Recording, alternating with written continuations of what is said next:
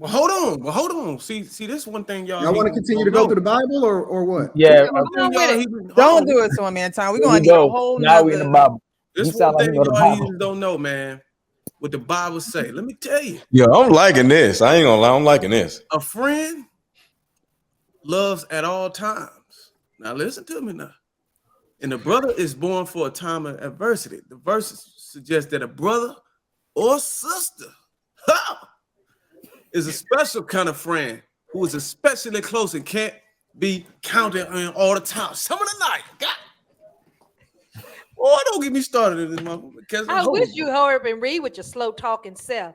What? Go ahead, Anton. I'm done. Well, the only reason I started mentioning biblical principles because that's how I live my life, and I think that Christians, to a larger extent, they get a bad rap because a lot of people identify it, but it doesn't necessarily mean that they live their life by it.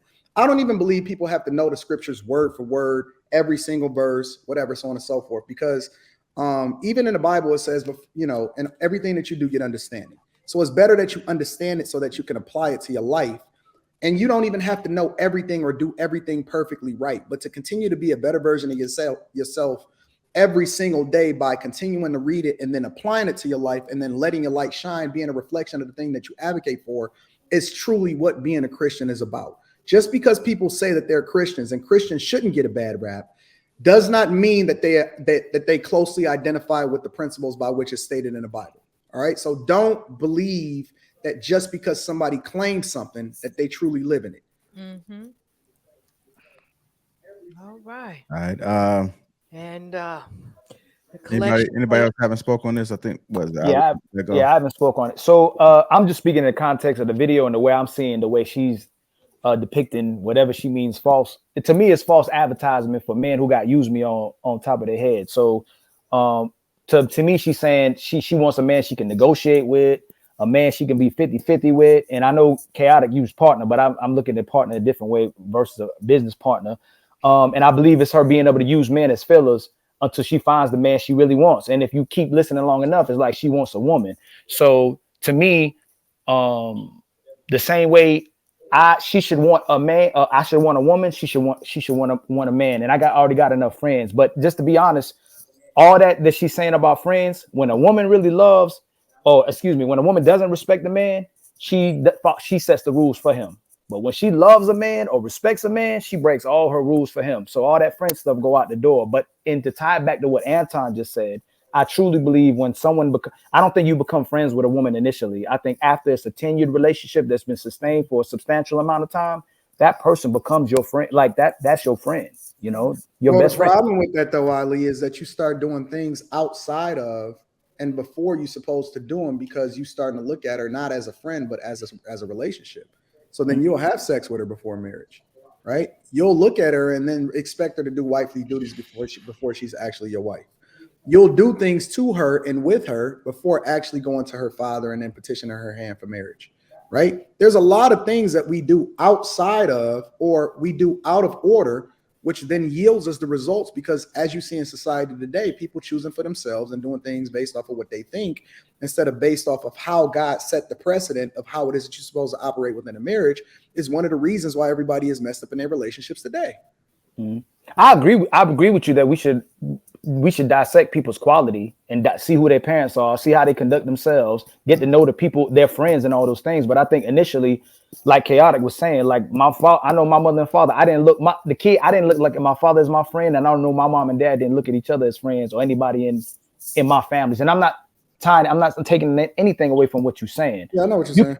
When you with a woman, it's a risk. Both of y'all are taking a risk. And it's more so a duty initially. And then when you see this is a woman you can entrust in and build with, I believe that's when and when y'all all start fading away, your body parts start going a certain kind of way, and you're really basing your relationship based on your mindset, being able to make each other laugh, be able to get along, and all the other people around you have gone, I think that becomes your best friend. I think it's something what happens when you set the foundation of your relationship based off of who you are when you're 30 versus who you are when you're 50? Because you're going to evolve and you're going to be a completely different person when you're 50 than you are when you're 30. Right.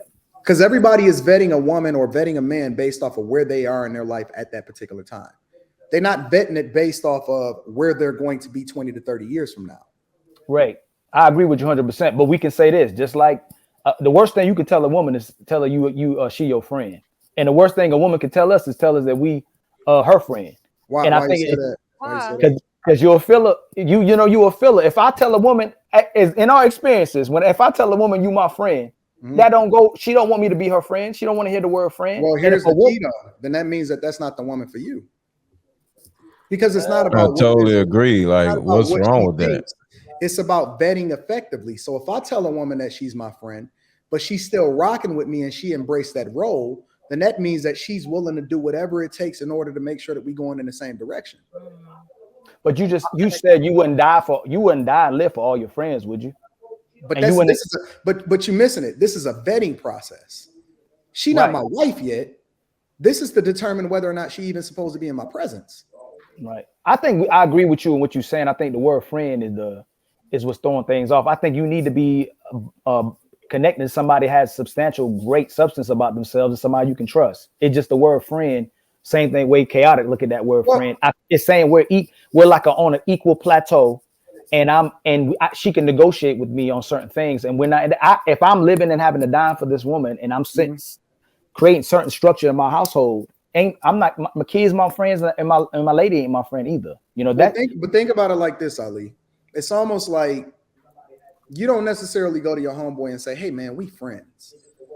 It just is what it is. You know what I'm saying? Yeah, it just around a certain person for an extended period of time, it just creates that relationship and that bond that you understand, but it's not necessarily putting a label on it.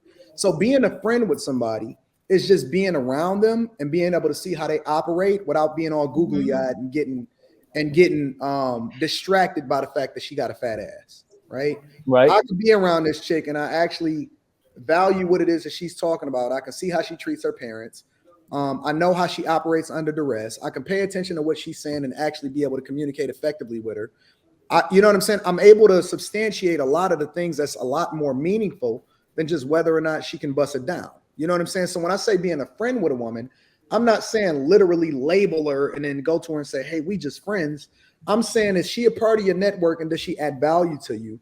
And then are you able to see how she operates based off of things that's meaningful without having all of the other things that we usually see during the dating process as far as people trying to put their best foot forward and just impress one another?